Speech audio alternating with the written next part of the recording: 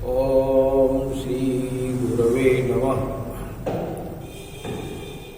धर्मानुरागी भाइयों बहनों, आप सब लोगों का इस कार्यक्रम में भाव भरा स्वागत एवं अभिनंदन।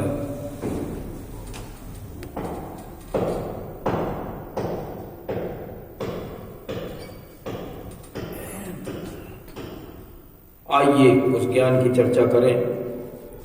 उससे पहले गुरुवंदना करते हैं। ओम गुरुर्ब्रह्मा गुरुर्विष्णु गुरुरेव महेश्वरा गुरुरेव परब्रह्म तस्मै श्री गुरवे नमः। अखंडमंडलाकारं व्याप्तं येन चराचरं तत्पदं दर्शितं येन तस्मै श्री गुरवे नमः। मातृतलालयित्री च पितृवत मार्गदर्शिका नमो अस्तु गुरुशब्दायै श्रद्धा प्रज्ञायुता च या। ओम श्री गुरवे नमः। भगवान श्री कृष्ण जी का ध्यान करें। ओम वसुदेव सुतं देवं कंसचाणूरमर्दनं देवकी परमानंदं कृष्णं वंदे जगद्गुरुम्। ओम श्री कृष्णाय नमः। सद्बुद्धि की देवी गायत्री का ध्यान करें। प्रार्थना करें कि हमारी बुद्धि को सन्मार्ग की ओर प्रेरित करें। ओम भूर्भुवः स्वः तत्सवितुर्वरेण्यं भर्गो देवस्य धीमहि धियो यो नः प्रचोदयात्। बोले वेद माता गायत्री की। प्रकाश रूप परमात्मा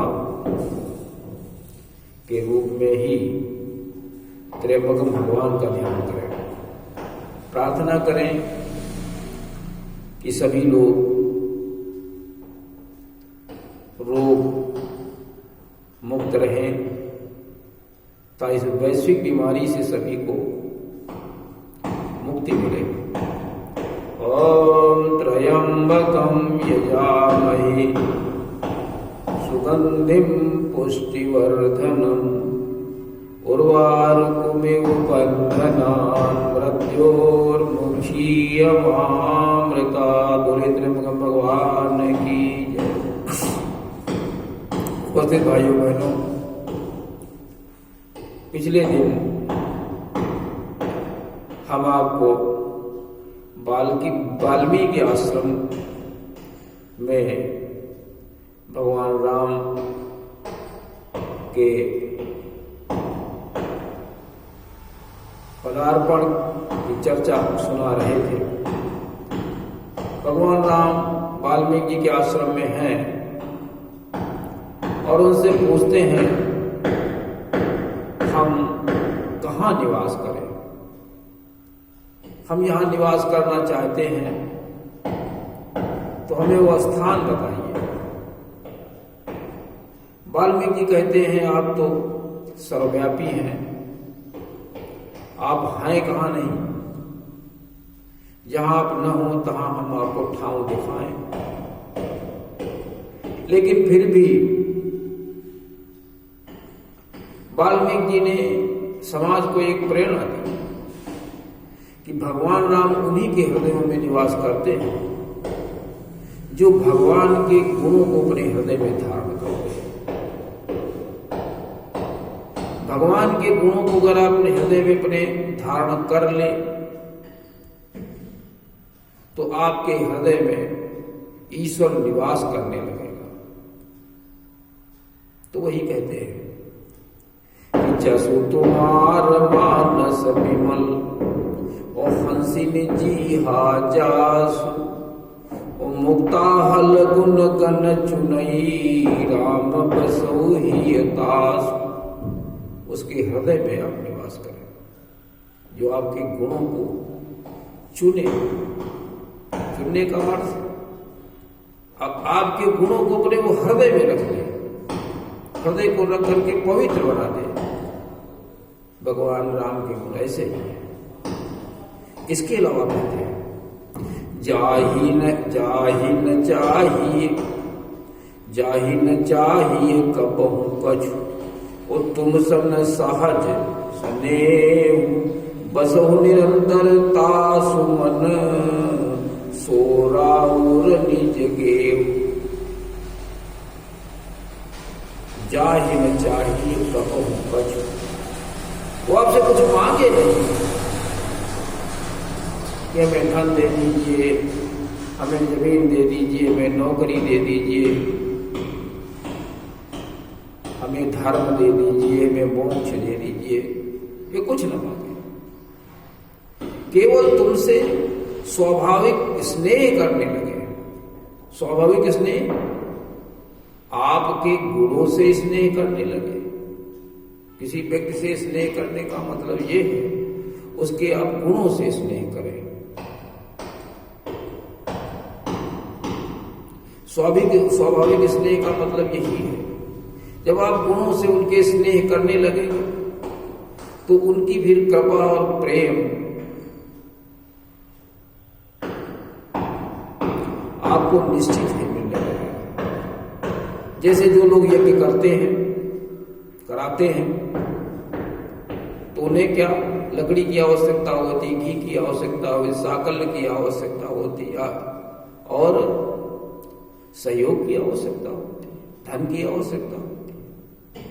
अगर आप इन चीजों में उनका सहयोग करते हैं तो निश्चित रूप से उनका प्रेम आपके साथ में जुड़ जाएगा। जाहि न चाहिए कबहु कछु, ओ तुम सन सहज सदैव। स्वाभाविक रूप से आपसे स्नेह करने लगे, आपके गुणों से स्नेह कर लगे, तो ये धर्म अर्थ काम मोक्ष अपने आप उसको मिल जाएंगे। तुलसीदास जी ने लिखा कि जग मंगल गुण ग्राम राम के, और दानि मुकुति धन धर्म धाम के, मंत्र महामणि विषय व्याल के, ओ मेटत कठिन कुअंक भाल। सब कुछ उसके लिए अच्छा हो जाएगा अगर आपके गुणों को वो अपने जीवन में उतार लेता है। गुणों को सुने, गुनगुनाए और जीवन में उतारे। यहां पर क्या प्रचलित है? नाम जप करते रहो, नाम जप करते रहो, नाम जप करते रहो, सब ठीक हो जाएगा। यज्ञ करते रहो, सब ठीक हो जाएगा। ये नाम जप करना, यज्ञ करना, ये मनोभूमि को तैयार करना है, ये उनके प्रति श्रद्धा दिखाना है। लेकिन उसकी जो भक्ति है, जो विश्वास है उनके गुणों में करिए। गुणों को ग्रहण कर लेंगे तो आपको सब कुछ प्राप्त हो जाएगा। जैसे किसान फसल बोना चाहता है तो पहले वो क्या करता है? पानी से खेत को सींचता है, पलेवा करता है, जुताई करता है। अब जुताई ही कर दे, उसमें बीज न बोया जाए तो फसल कैसे होगी? बीज बो दे, उसकी देखरेख न करे, उसकी निराई गुड़ाई, उसमें खाद वगैरह पानी वगैरह न डाले तो कैसे हो जाए? तो कैसे फसल होगी?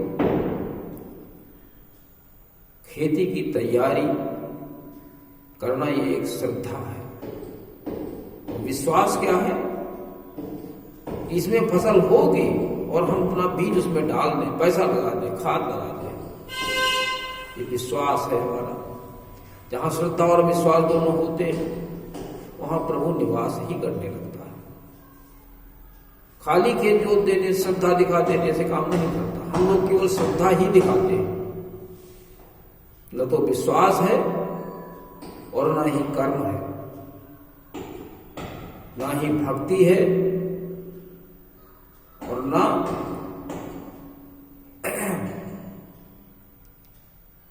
तो भक्ति है और ना उसके साथ में होने वाला जो कर्म है।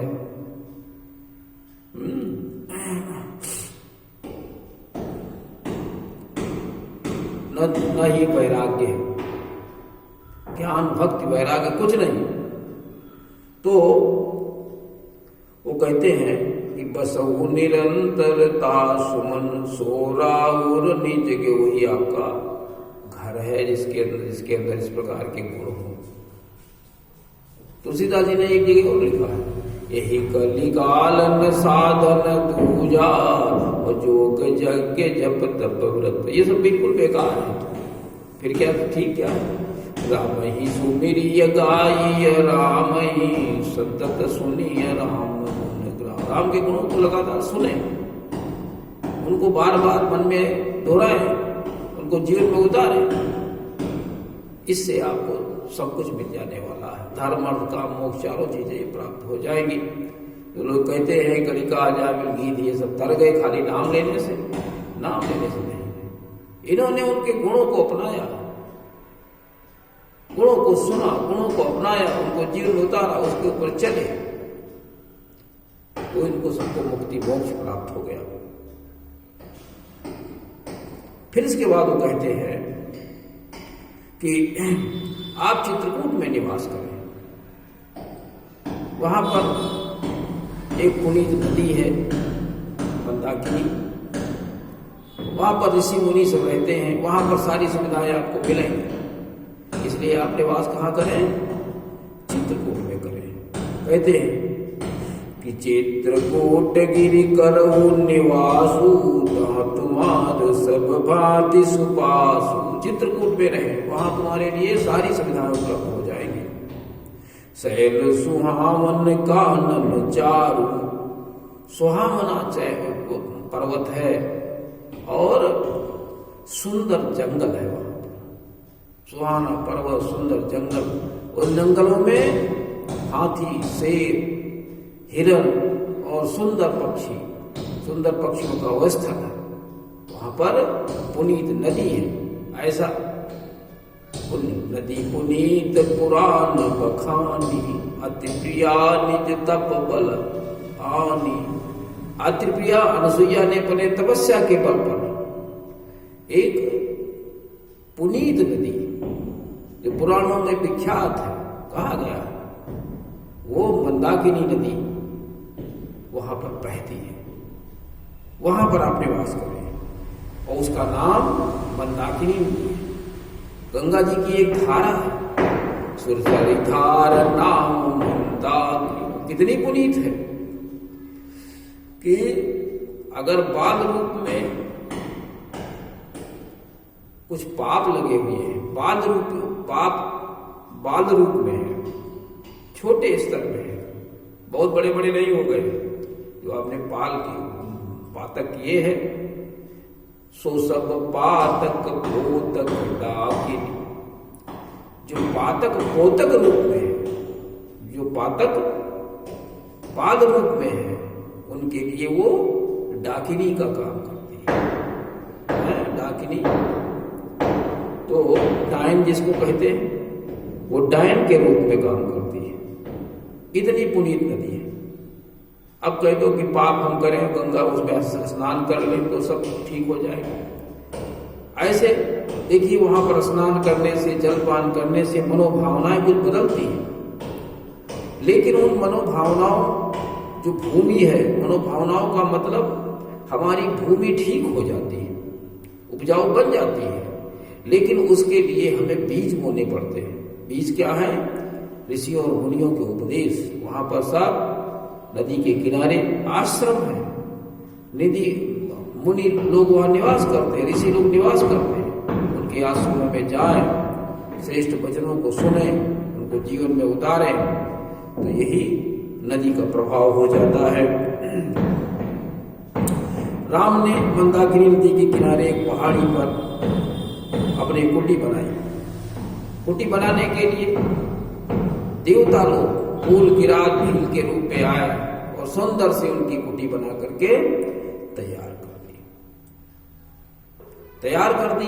राम निवास करने लगे। ऋषियों मुनियों ने सुना, वो सब झुंड के झुंड में दर्शन करने के लिए, मिलने के लिए राम के पास पहुंच जाते हैं। चित्रकूट रघुनंदन छाये और समाचार सुनि सुनि पुण्य आए। चित्रकूट में राम का यश छा गया, उनकी कीर्ति छा गई। राम हमेशा वेदों के प्रचार प्रसार में लगे रहते थे, वेद ज्ञान को चारों तरफ फैलाते रहते थे। आवत देखी मुदित मुनि वृंदा कीन दंडवत रघुकुल चंदा। जब देखा राम ने कि प्रेम मग्न होकर के मुनि के झुंड आ रहे हैं, वृंद आ रहे हैं, तो उन्होंने उनको दंडवत प्रणाम किया। रघुकुल चंदा, रघुकुल के चंद्रमा रूपी राम, उन्होंने उनको दंडवत प्रणाम किया। राम के वहां आने से, रहने से सारे जो ऋषि मुनि थे वो भय मुक्त हो गए और अपना निडर होकर के योग जप तप सब करने लगे। ऐसा राम का वहां पर यश छाया हुआ था। कहते जथा जोग सन्मानी प्रभु विदा किए मुनि वृंद। राम ने सबको जैसे जो थे सबको सम्मानित किया। जथा जोग सन्मानी प्रभु विदा किए मुनि वृंद, करहि जोग जप जाग तप निज आश्रम निसुछन। अब वो ऋषि मुनि जब योग तप सारी जो क्रियाएं हैं वो सब स्वच्छंद रूप में वहां पर करने लगे। राम का ऐसा प्रभाव था जो करने लगे।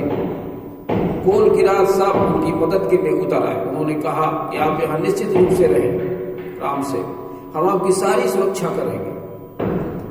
यहाँ पर जो भी तुम्हारे जंगली जानवर हैं, सांप हैं और तुम्हारे हाथी हैं और ये जितने भी हिंसक जानवर हैं उनसे सबकी रक्षा करेंगे। इतना प्रेम उनके अंदर उत्पन्न हो गया राम के वचनों को सुन करके, राम के गुणों को जान करके। राम तो क्या है कि राम ही केवल प्रेम प्यारा। राम को क्या प्यारा है? प्रेम प्यारा है। राम ही केवल प्रेम प्यारा, जान लेव जो जान निहार। जो जानना चाहते हैं वो ये जान ले कि राम को केवल प्रेम ही प्यारा है। राम को प्रेम प्यारा है। राम का वही व्यक्ति हो सकता है जो गुणवान हो। जो दुर्गुणी है वो नहीं प्यारा हो सकता है। तो राम के गुणों को अपने जीवन में जो उतार करके एक श्रेष्ठ व्यक्ति बना होता है, राम को वही व्यक्ति प्यारा होता है। राम ही केवल प्रेम पिया। राम को प्रेम प्यारा। इसका मतलब यह नहीं कि फूल पत्ती चढ़ा ले तभी प्रेमी माना जाएगा।